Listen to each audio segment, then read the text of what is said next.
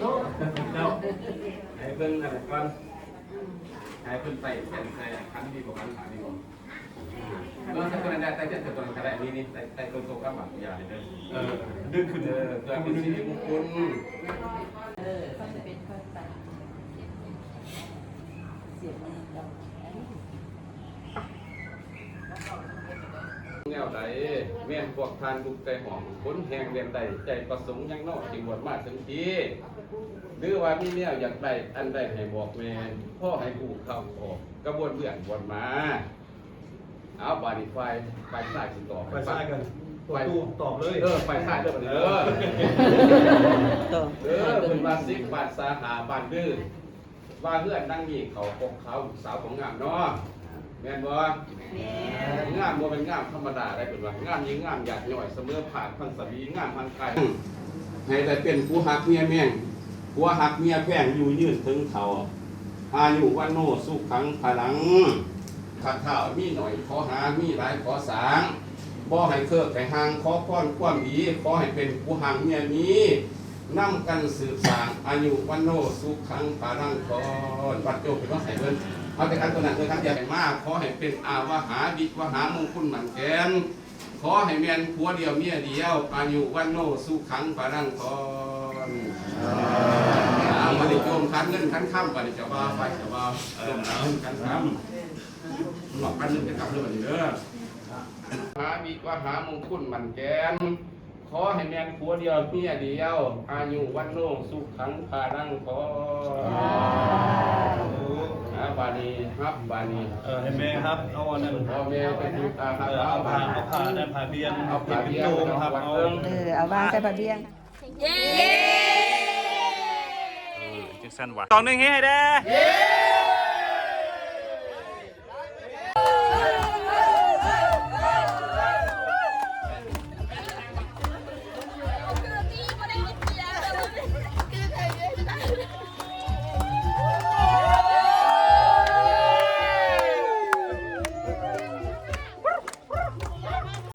เบิร์ดยูเลยเบิร์ดตามเดียวเลย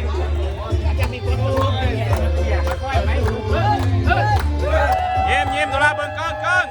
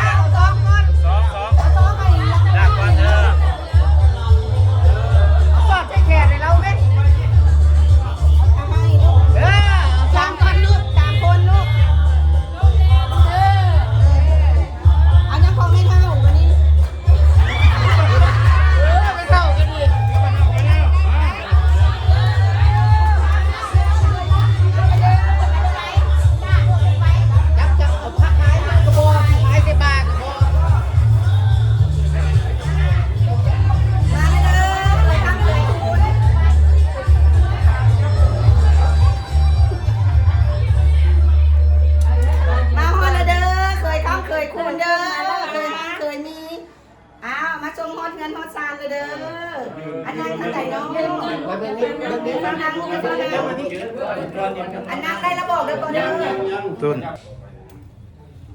หมอก่อนก็อย่างนี้แล้วแต่ละบาทเดียว ไผ่มาละเด้อไผ่กระนำแถวมาไผ่จงไผ่งามเด้อไผ่คำไผ่คูณเป็นหน้าเป็นอะไร บาทนี้ลูกครับโยมสองแต่แค่นี้ลูก เอาจับไตเทียน นี่คือแต่แค่นี้ลูก โอเค แต่แค่นี้กันให้ไม่ใหม่ลูก นับเป็นสุดเลย กองในจังหวัดสระบุรี โอเคได้แล้ว จะว่าจะสาบังก่อนแน่ หน้ากันได้ประเด็น ตัวนี้ลูกตัวนี้ ย้ำมาพี่ตัวนี้ ย้ำมาแต่โยมนี่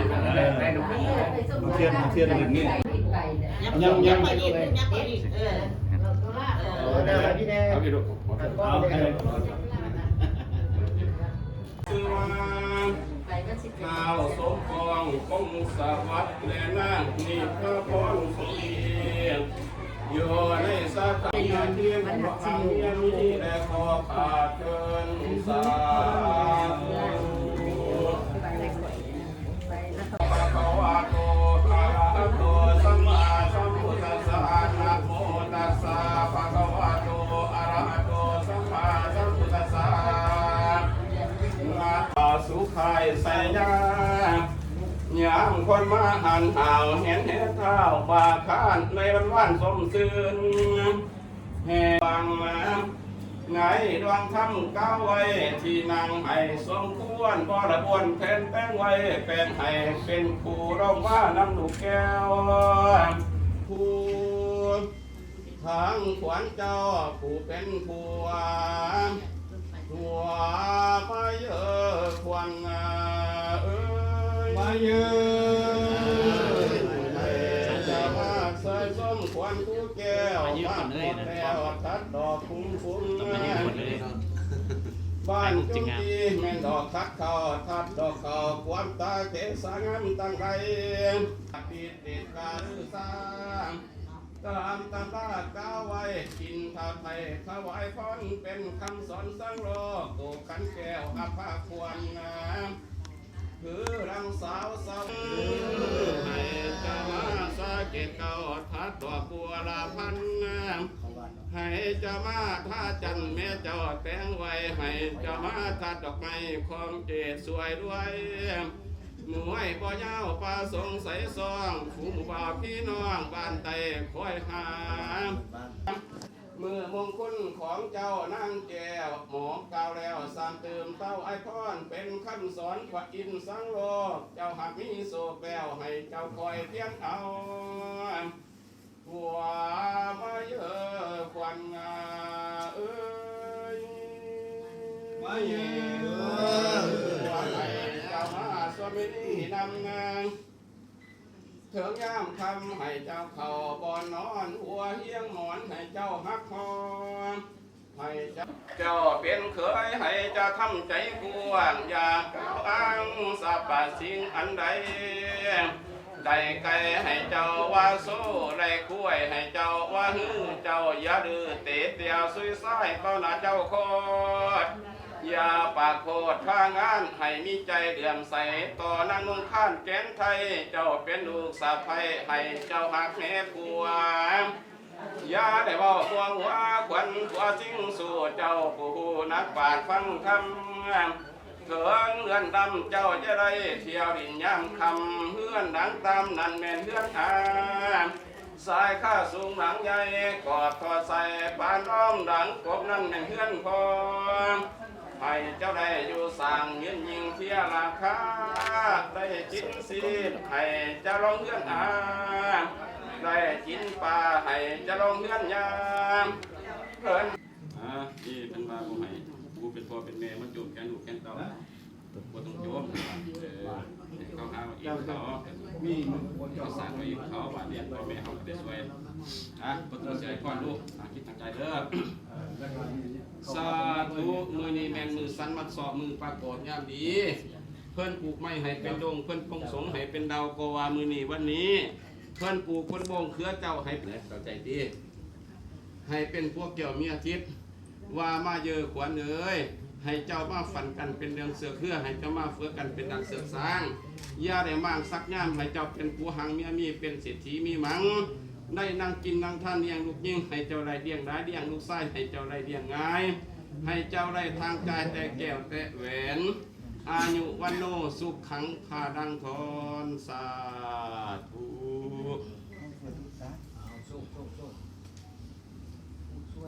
ไอ้หน่วยนี้เรียกความเจ็บบ่ให้ได้ความไข่ให้ลาเสียให้เป็นผัวเป็นเมียน้ำกันเต่าเท่าให้มูเจ้าป่าแป้ผู้งูพี่มันให้อยู่สุขสำราญน้ำกันเท่าเท่าให้ได้สักคนเท่าเข้าวัดฟังธรรมใส่ยาตูพาวังใส่ยามังคาดังอายุวันโนสุขขังพาดังสาธุไก่เลยข้าว่าโอบามาซ้อมหมดตัวนี้นะลื่นหัวก่อนใครอ่านจับแผ่นลื่นหัวก่อนใครอ่านมือสายก่อนใครนั่ง ป้าเดี๋ยวจะบ่าวสาว เอาใครหน้าไป เอาเวยผิดนะ เดี๋ยวจะบ่าวสาวซ่าๆนิดนึงป้าเบิ่งกล้องก่อนเบิ่งกล้อง จะบ่าวสาวเดียวคนนี้ได้เบิ่งกล้องเพิ่น กล้องให้ จะบ่าวสาวยิ้มพี่เป็นยิ้มยิ้มสิกันแดยิ้มสิกันแดเกี่ยมป้อนกันแล้วว่าคำบางใหญ่แบบนี้นะจัด เอาเลยธรรมชาติเลย โอ้ยนั่นน่ะเอายำเอาใครหน้ามันเนี่ยใครหน้ามันเนี่ยจะเฝ้าหัวมันสิมันสิฆ่าข้อลูกหรือเปล่าอยากดีสักคน เอาการลงการปฏิเมตทันเดียวลงสามเดือนจุ่มพันนี่ตัวประตูจุ่มพันนี่ก่อนน้ำประตูบ้านในตั้งกดเอาจังใจน้ำประตูกับวดกับเนื้อยังกระเด็นคนข้ามบูดานมานะโมตัสสะภะคะวะโตอะระหะโตสัมมาสัมพุทธัสสะนะโมตัสสะภะคะวะโตอะระหะโตสัมมาสัมพุทธัสสะสีสิทธิภาพรเกศรหอมหวงเฮาพระเจ้าเกิดยามง่ายฟุ้งขาดทั้งหลายคนป่วยหาขั้นท่าและกระกอบหลอกไม้และเทียนสีดวงดีอันประเสริฐเดินต่ำกว่าดวงมาลาหลอกจุ่มผาบานแบงซอยได้กระทำผิดและโบซอไล่ตอบถอยและเถียงความได้ทิมบุงกายหนาได้ทิมซากกายตาได้สะดังพังพาดด้วยจิตใจและด้วยความปากเว้าอันใดอันหนึ่งก็ดีขอให้พ่อได้เมเจ้าโคตรลุงตาจงอาโหสิกรรมน้ำเสียปาปังยังบาปบ่ให้ลูกหลานเป็นบาปเป็นกรรมสาธุอนุโมทามิบาดนี้เสิร์ชบาดนี้เอาผู้เป็นพ่อเป็นแม่มาก่อนเนาะอาจจะเอาผู้เป็นพ่อเป็นแม่มันจะต้องมองไปทางนี้เลย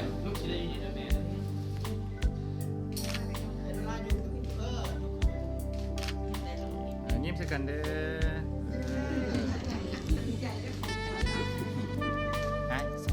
จะบ่าวใส่ ผู้ใดน้องนาวางก่อนซะนะพนมมือขึ้นเด้อน้องนาเด้อ ซ่าๆเด้อเบิ่งกล้องก่อนจะบ่าวเบิ่งกล้องยิ้มบ่ให้บังเด้อมือโอเคค่อยๆใส่ไปโลดนบกันเด้อแล้วก็นบกันแน่ ยิ้มสิกันเด้อดูแลก็ยิ้มสิเด้อ ยิ้มใส่สาวแน่ยิ้มใส่สาวเดี๋ยวพวกนั้น ยิ้มเจ้าสาวเด้อ นบกันแน่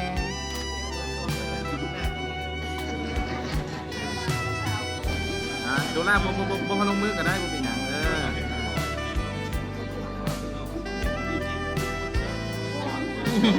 จอดต้นจออ้ายเด้อจอมือเอาเป็นเด้อ ซ่าเด้อเบิ่งกล้องก่อนจะสาวเบิ่งกล้องก่อนมือบ่บังเด้อเจ้าสาวมือบ่ให้บังตอนเสื่อมแล้วอย่าเพิ่งได้กันนบกันอีกวันนึงเด้อ ได้นกกันวันนี้นกกัน ก้ม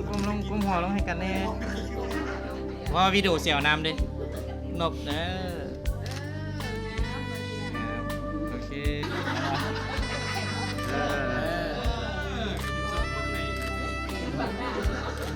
น้องนายิ้มใส่ดูล่ายิ้มใส่กันเด้เออ มึงได้ขอมันเอาเขาดีๆได้จุกๆเทียเนี่ย สามมันก็ยิ้ม1 2 3โอเคเลย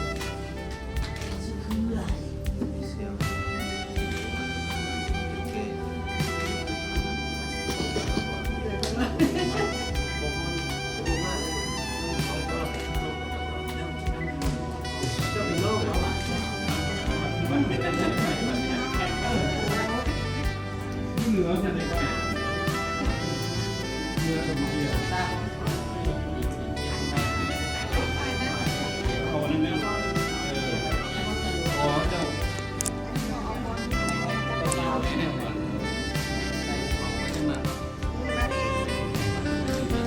พ่อแม่มากล้องในเด้อพ่อแม่สาว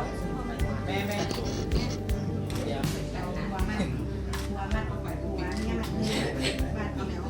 ว ลูกเวลาเพิ่นนั่นน่ะอย่าลืมให้ดูเด้อ บัวมันบัวเมียมันเมียพ่อกันเลย นี่ล่ะเพิ่นมักยกเว้นบ่สูงอายุก่อนบ่แม่ก็บ่ป้าไม่สามารถ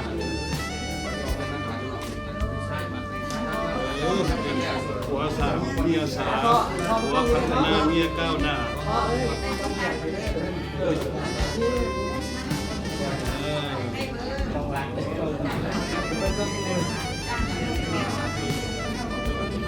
สาเป็นจัง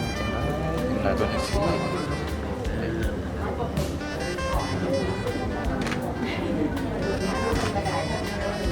ยามตัว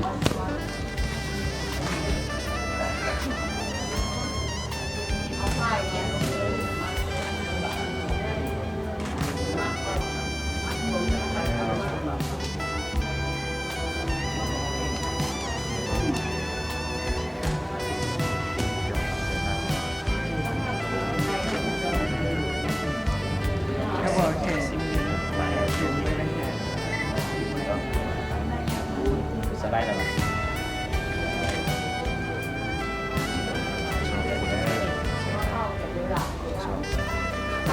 คนมาสลาย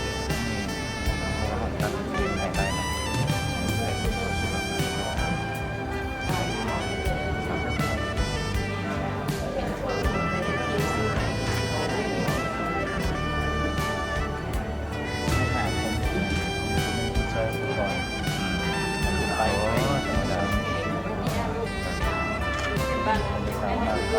หายไปเต็ม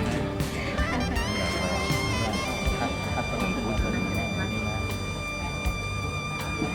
จากระดับน้องสาวเกิดใช่มันเกิดมันประทานอย่างเดียวเลย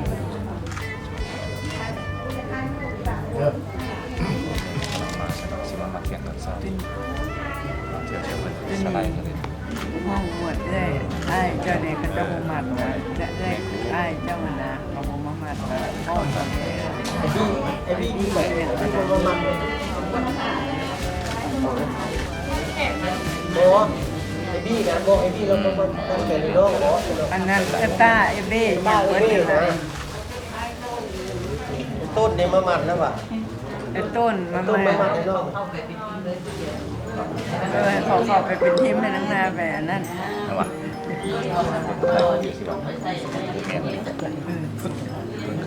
มาก่อนนี้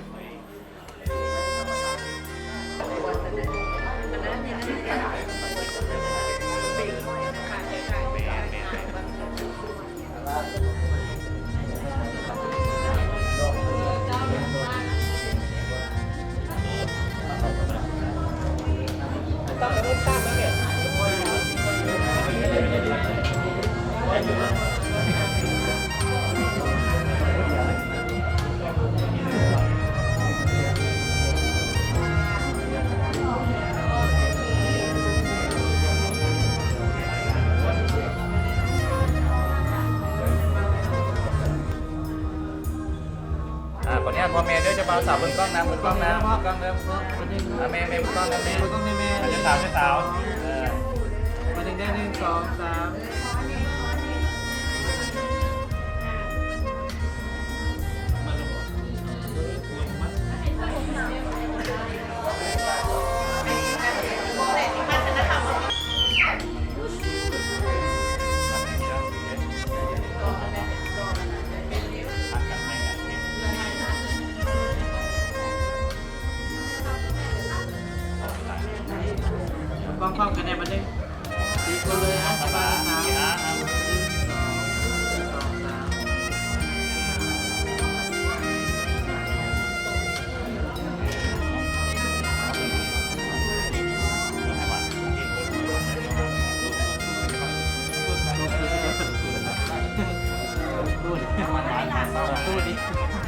อยเนี่ยให้ไล่วิดีโอกันตะกี้ฮะเดี๋ยวผมแยกได้โบนเด้อทุกคนนะจับ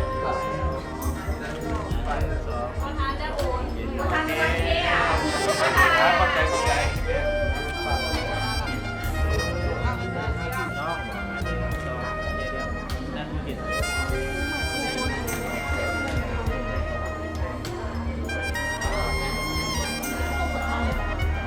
นอนแล้วมันเป็นยังไงเอากล้องแน่นี่2 3ฟังเนาะยิ้มตาเขาเห็นเนาะ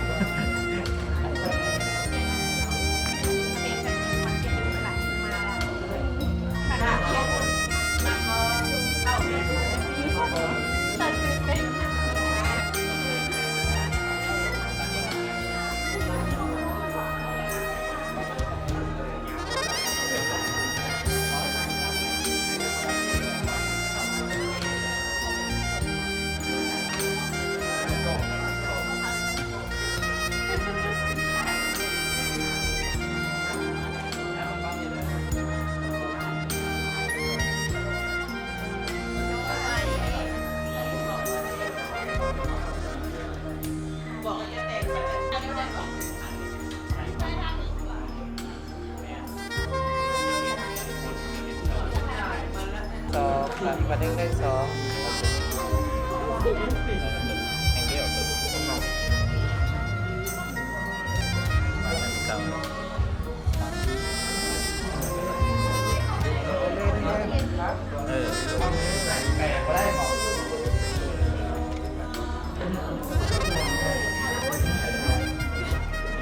มันต้องเลยนะ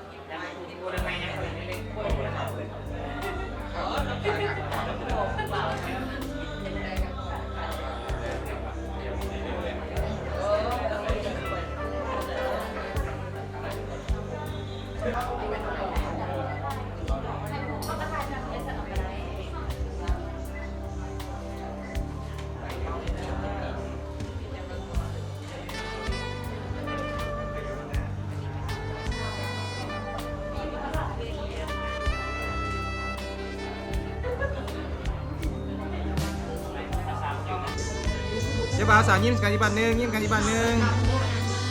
ยิ้มสกันบ้านนึงว้า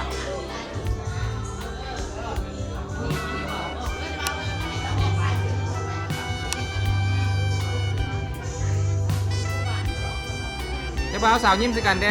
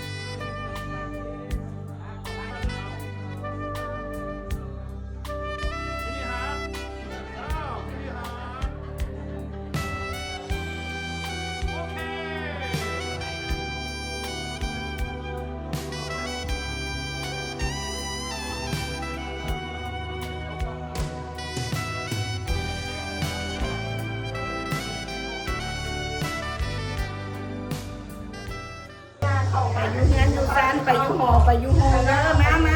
ส่งตาอยู่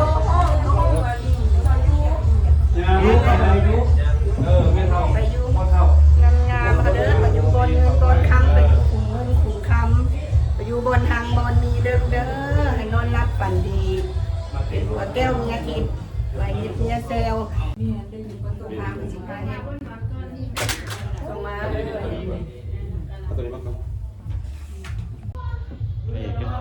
ดิพวกหางเมียมีพวกเกี่ยวเมียทิพย์ดูได้เลยมันขาดมันคล้ายมันสองมันหาแห้งมีขี้ขายนอนอยู่ซึนก็มี มันสอบมาได้สิดีเมื่อหน้า เอาสิดีเมื่อหนาคนละ นอนอยู่ละล่ะมีสร้างยาว การมีถึง3เทื่อดูพร้อมกันที่จริงถึงพร้อมกันไม่รู้เอาได้นะหมอนักจูนะโมตัสสะภะคะวะโตอะระหะโตสัมมาสัมพุทธัสสะนะโมตัสสะภะคะวะโตอะระหะโตสัมมาสัมพุทธัสสะนะโมตัสสะภะคะวะโตอะระหะโตสัมมาสัมพุทธัสสะสาธุกายะกัมมังวาจีกัมมังมโนกัมมังสัพพะปาปังอิมังเม่งจังอาสนานังอาโหสีภูติยัมปีตาติยัมปีกายะกัมมังวาจีกัมมังมโนกัมมังสัพพะปาปังอิมังเม่งจังอาสนานังอะโหสีพวกขน่อยทั้งสองขอสมมาขอคารวะบ่อนดูบ่อนนอนบัวให้ขน้อย เป็นบาปเป็นกรรมขอให้บัวขน้อย เป็นผัวเดียวเมียเดียวผัวแก้วเมียทิพย์ผัวหังเมียมีอยู่สุขกินเย็นสาธุสาธุสาธุอนุโมทามิมันตัวเอาไปเปิดไหนนะครับบัวให้เป็นบาปบัวให้เป็นกรรมต่อกันแดกกันสาธุสาธุสาธุอนุโมทามิคะแนนนั่นนะบ่พวกกระซัมพอได้ลูกมาต่อไปนะก็เป็นพอคนเนาะพวกกระซัมพอเอาลูกขึ้นลูกแล้วก็ซามันกล้องที่บ้าสาวกล้องน้องนายับลงหลังเตรียม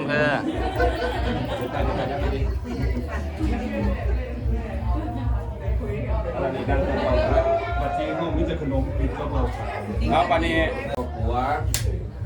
นาทีผัวเมียต่อเมียมีนาทีผัวนี่มีต่อเมียมีหาของอยู่เด้อ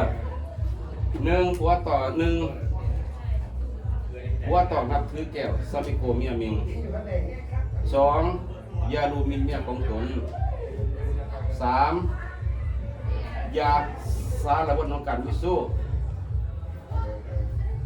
4ต้องมอบทรัพย์สมบัติไว้น้ำเมียแรกมันหลอกใจเมียได้ลูก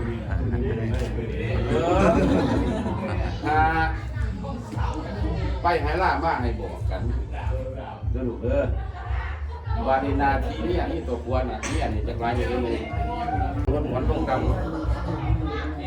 วันชิ้น15 คำต้องสมมาผัว4นะเฮือนผัวต้องรู้จักเกิด3 นาทีแรกมันหลอกใจผัวเอาใจดีและสิ่งศักดิ์สิทธิ์ไม่ใช่สิ่งศักดิ์สิทธิ์คือหมอประคุมเจ้าบ้านเจ้าเมืองเจ้าเนี่ยตัวข้าของนับที่เป็นโคประมาทจัดคุณขั้นห้าโคเสือโคตุนโคต้องลบลู่ตัวเพื่อน3 นาทีก่อนจะที่ดูเพื่อน3เป็นยังเพื่อน3 1มากเพื่อนผมนี่ให้สะอาด2เพื่อนนอนให้สะอาด3เพื่อนคั่วให้สะอาดเพื่อน3น้ำ4กับน้ำกินน้ำใส่น้ำเต้าปูนน้ำใจเป็นว่าเพื่อน3 นาทีเข้าใจน้ำกินกับน้ำตะปูนคนโบราณตะกี้เป็นเอาขันหมากมาสู้กันกันเด้เกี่ยวมากนั้นน้ำกินกับแขกมากเขาเอามาต้อนโอ้โล่งเอิญน้ำใจมากนะโบราณว่าจับหัวเขาก่อนจับคอนเขาลบแห้งขับมากากขับใส่มากันแห้งขับมากากขับใส่หัวศอกเนี่ยหาซอยกันเป็นโบราณว่าแห้งขับมากากขับใส่หัวศอกเนี่ยหาสุขคนจะสิหาซอยกันหัวเมียมันนับกันย้อนบอกมวลเด้อลูกเด้อห้ามเด็ดขาดบ่ให้ปล่อยบ่ให้สาดบ่ให้แซงกันตัวบ่ให้บอกกูบอกมึงโบราณห้ามเด็ดขาดได้ตัวบ่ให้เอิ้นบักนั่นบักนี่นี่น่ะนี่บ่ให้บอกหัวเมียให้ปล่อยให้เจ้าเอิ้นพ่อเอิ้นแม่ ย่ามกินข้าวเด้อ ให้ผัวแพงกินก่อนผัวแพงกินตอนหมดแล้วเมียแก้วจึงคอยกินอันนี้ก็บ่วางท่านดอกครับบ่เว้าแต่ว่าเว้า ให้พิจารณา ให้พิจารณาก็ดีเนาะลูก คำ เนาะ โบราณ โซนว่าผัวเมียนี่กูมึงอย่าได้ว่ามีแต่เจ้าและข่อยเรื่องเรื่อยตลอดกาลนะบ่ให้ว่าบักนี่คือนั่นน่ะท่านบ่พอว่าพิจารณาเดี๋ยวพอ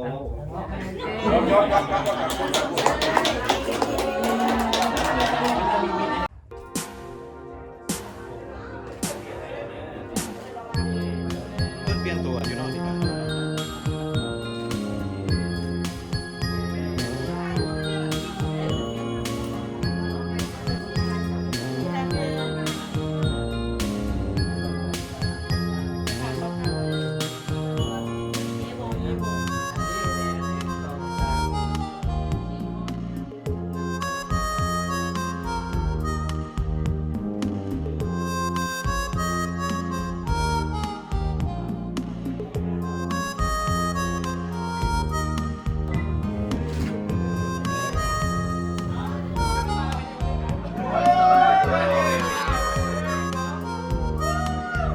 1 2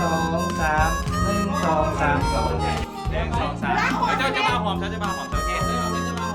2 3หอมกินให้ได้มานับเลยนะ1 2 3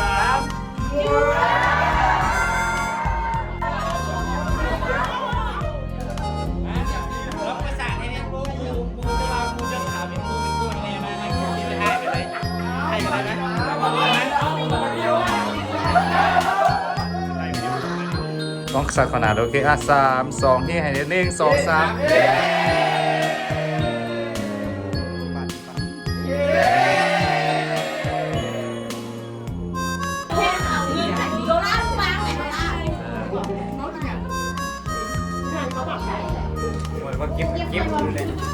ยิ้มใส่กันก่อนยิ้มใส่กันก่อน กล้องแน่บังกล้องแน่ เบิ่งกล้องเน่เบิ่งกล้องเด้อ สบายสามกล้องแน่บังกล้องแน่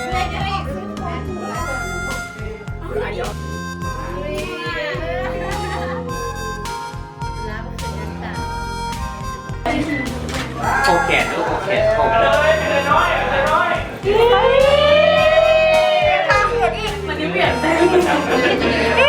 เอาปืนแตกคางมาโลด1 2 3มาเลยจุ๊บ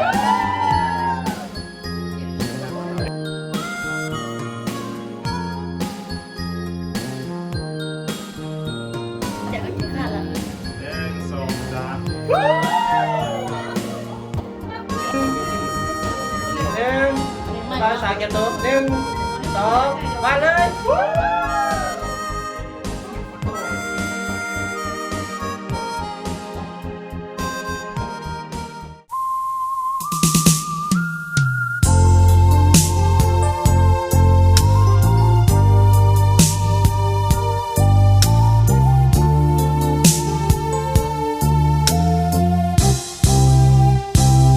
คิดเขียนเป็นกลอนอวยพรแก่คู่บ่าวสาว ที่พวมเลิงก้าว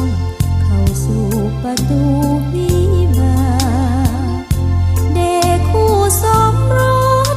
สมหักสมปรารถนาอ่อนใสทั่วทั้งโลกาหลั่งมาเพื่อความสุขสันต์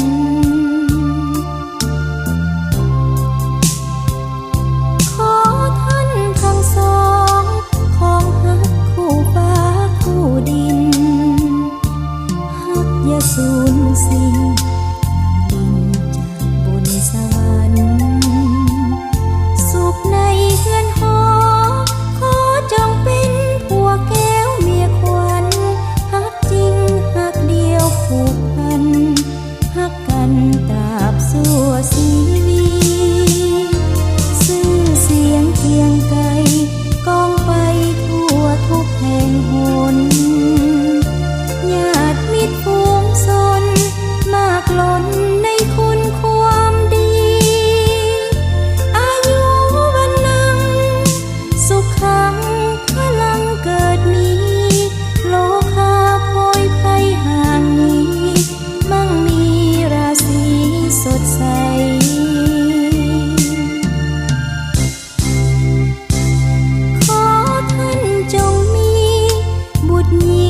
ตรสายดังวังคู่เคียงกันสร้างหนทางชีวิตยาวไกลสุดสิ้นกระแสแสงอาทิตย์ทองอำไพเป็นสายหุ้งงามวิไลคู่กันไปอยู่บนวิมาน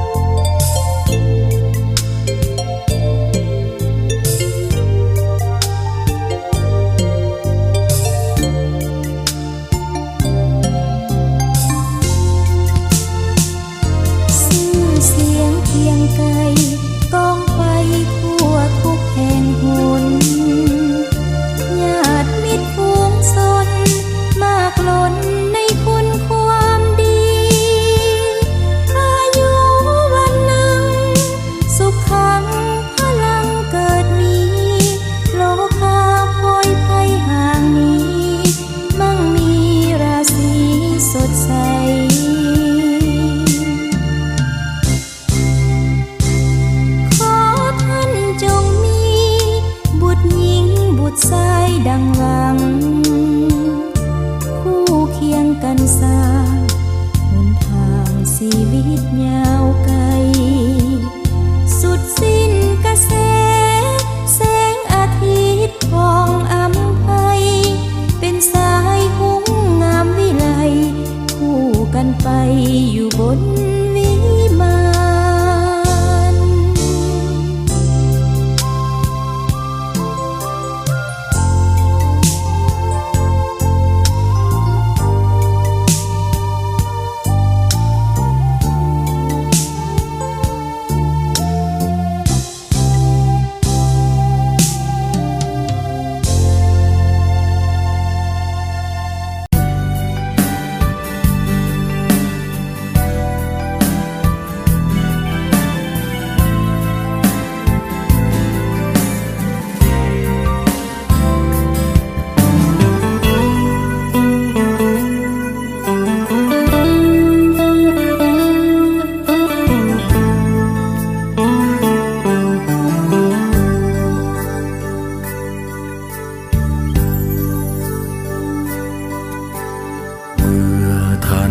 สองมีความหมายปองของใจเป็นหนึ่งด้วยความหักสุดซึ้งยืนยันว่าสองไม้ปองเป็นคู่สู่ชีวิตทั้งสองหวังรวมเป็นทองเพ็นเดียวคงอยู่สู่ชีวิตอดสู้จะอยู่ด้วยกันจนวันแก่เฒ่ายินดีที่มีงานวิวาห์เพื่อนมิตรลูกตาต่างเข้ามาทางนั้นมาร่วมใจกันสร้างฝันให้ท่านสุขสมขอให้ท่านทั้งสองจงคงหักกันให้ยืนยาวมาขอให้ท่านทั้งสองอย่าแปรผันจนถึงวันแก่เฒ่าลงไปเงินทองเกียรติศักดิ์ศรีหรือใดและนึกสิ่งใดให้สมปรารถนาพังพลาดผิดมาอภัยให้กัน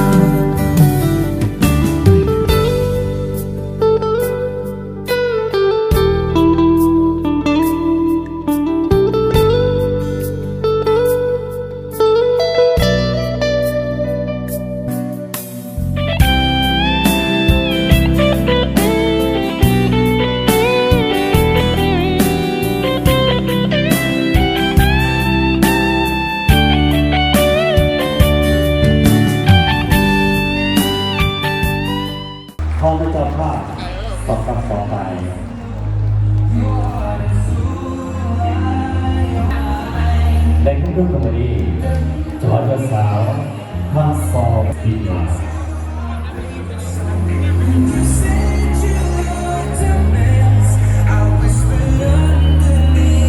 เอาพบกันนี้บอสเตอร์พายุรัส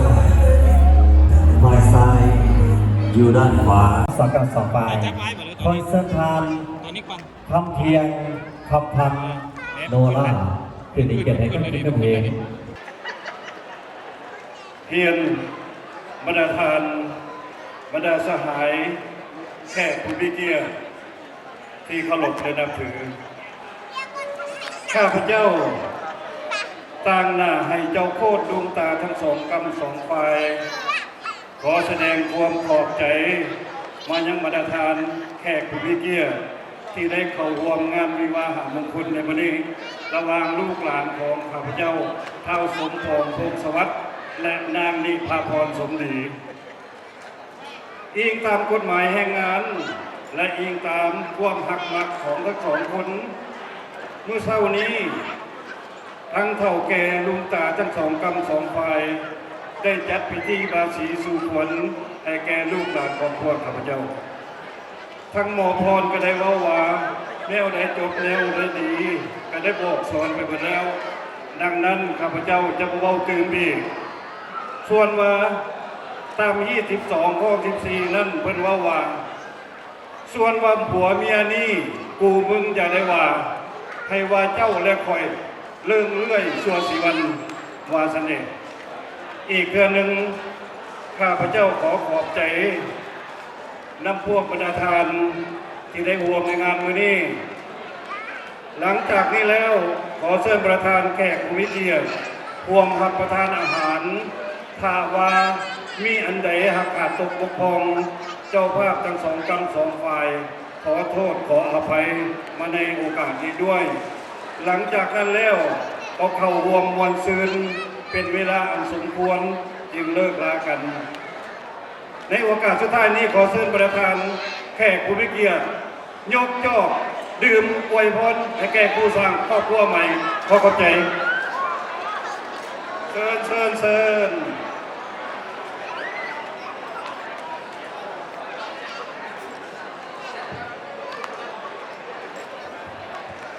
ขอพบกันนี้ขอแสดงความคงเข้าใจน้ำทานคำเพียงคำพันโนล่าคือในเกียรติให้กับพี่กำเห็นก้าวคำบอกว่าสีทิศอย่างทางปีนเกียรติ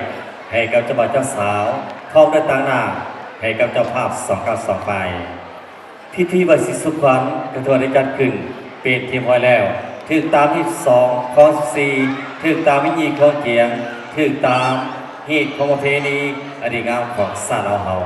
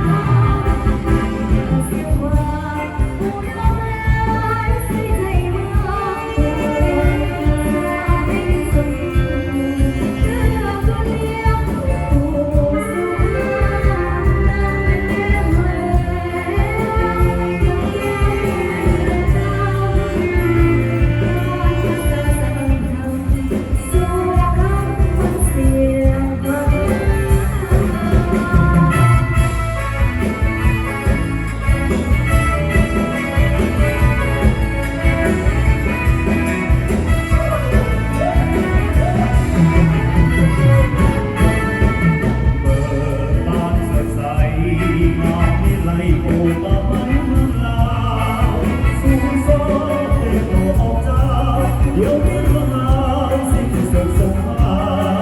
cho kênh Ghiền Mì Gõ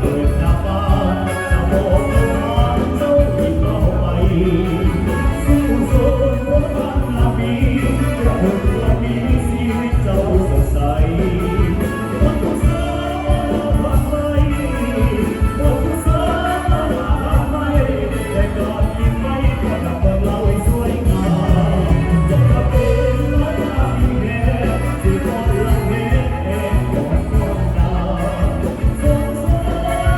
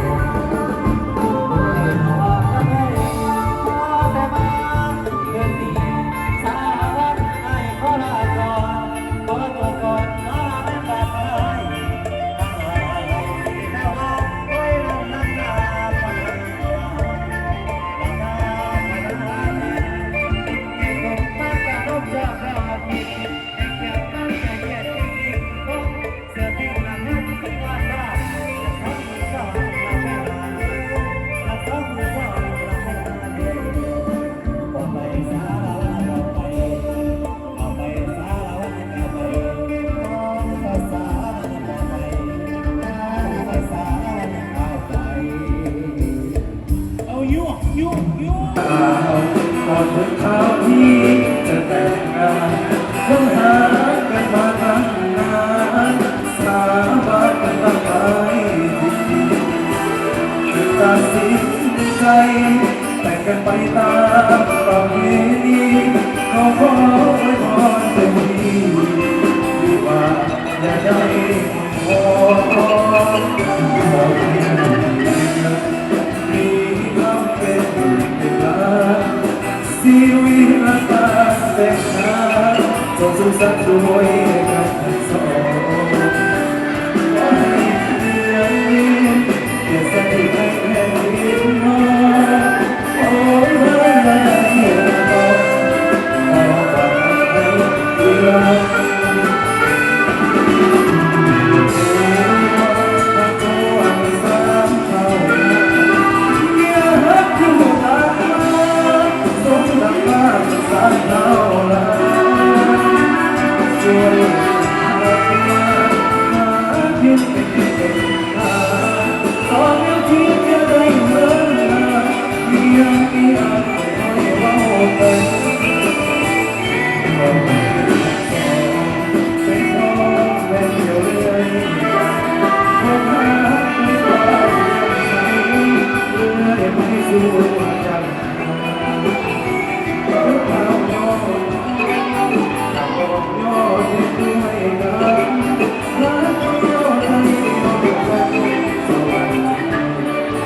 เอาขอเข้าใจที่นักแต่เล่นเป็นไม่เอาจากแก้วใช่ครับเดี๋ยว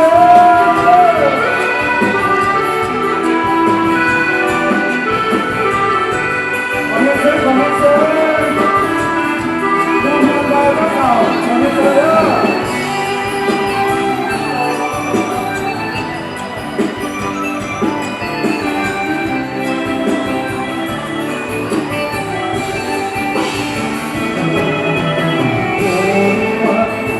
ตัวมาสร้างเราเนี่ยรักที่หัวใจฟ้าสมบัติฟ้าสร้างเราช่วยกันฟ้าหาที่เป็นเป็นหาสอนแล้วที่จะได้เริ่มหามีอะไรมาเล่ากันไม่สอนเป็นพ่อเห็นเลยก็หาด้วยความเจ็บใสเรื่อยไปสู่วันไม่ทำยอดขอ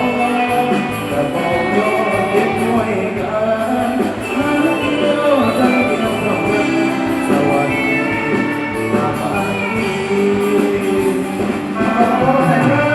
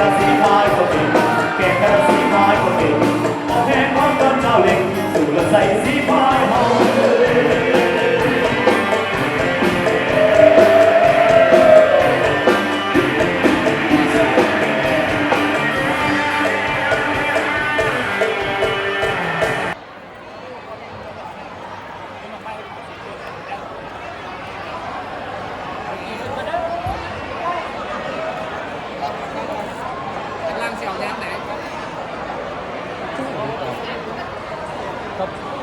ก็ตัวท้ายเปิดข้างก็จะได้แจ้งอยู่ไฟมันลงอยู่ได้อยู่ที่บ่หรือว่าสิเอาบุญน้ำเผาอ่ะเอาสิมุนรอบนึงได้โอเคได้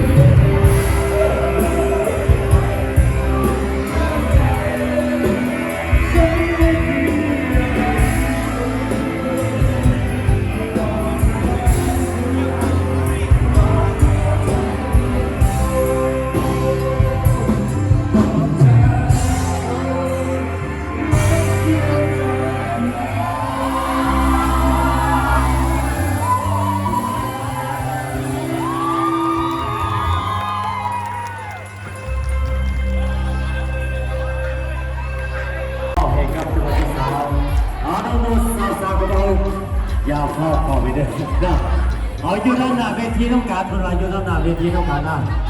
เอาขอสารไฟนะเอามาแล้วสารไฟขอสุดเลยนะจะมาตัดสายอยู่ด้านบนเวทีเลยเอาขอสารไฟเอามาสดต่อสาวสวยเอาด้านหน้าเวทีนะ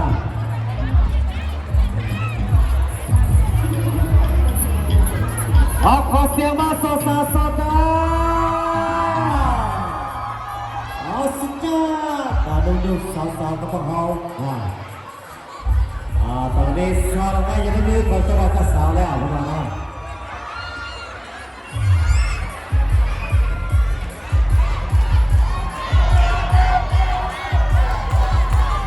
ตอนนี้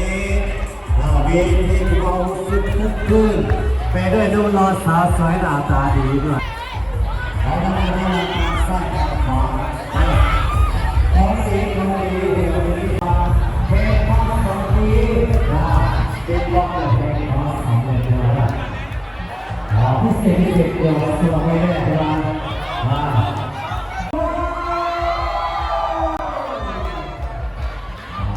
ที่ผู้สื่อสารนะครับดูน้องสาวสวยแล้วก็เอาเราออกมาเสิร์ฟ1 2 3นี่นะครับดีก็มีรุ่นมาได้คอนเทนต์นะครับย้ำด้วยเดือน3 1 2 3ถ้าเราทดสอบเป็นก็เลยพบว่ามาได้คอนเทนต์นะครับ1 2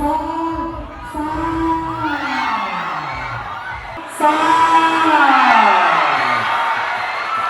นี่พันดีไปกันพักได้อยู่แล้วจะยังไงลงโตพอแล้วโตพอจะยังไงลงโตพอแล้วโตพอ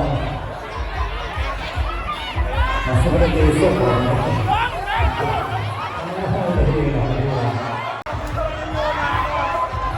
เอาละครับ